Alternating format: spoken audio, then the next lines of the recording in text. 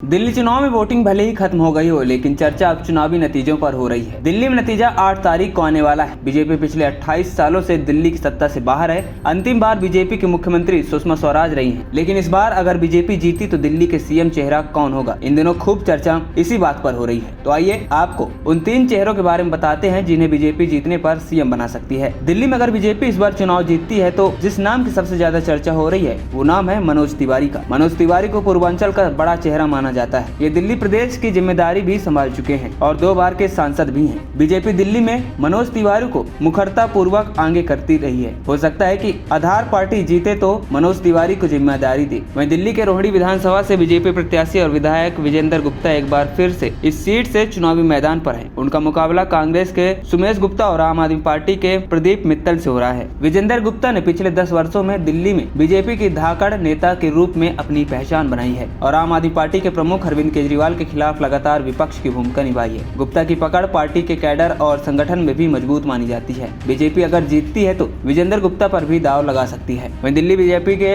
अध्यक्ष वीरेंद्र सचदेवा ने इस चुनाव में बहुत मेहनत किया है। उनका नाम भी दिल्ली बीजेपी के बड़े नेताओं में शामिल है। अगर दिल्ली में पार्टी जीती तो उनका योगदान भी माना जाएगा। ऐसे में अगर पार्टी को जीत मिली तो पार्टी इनको भी सीएम का चेहरा बना सकती है। हालांकि अभी ये बस कयास भर लगाए जा रहे हैं। एएनपी टाइम्स की रिपोर्ट।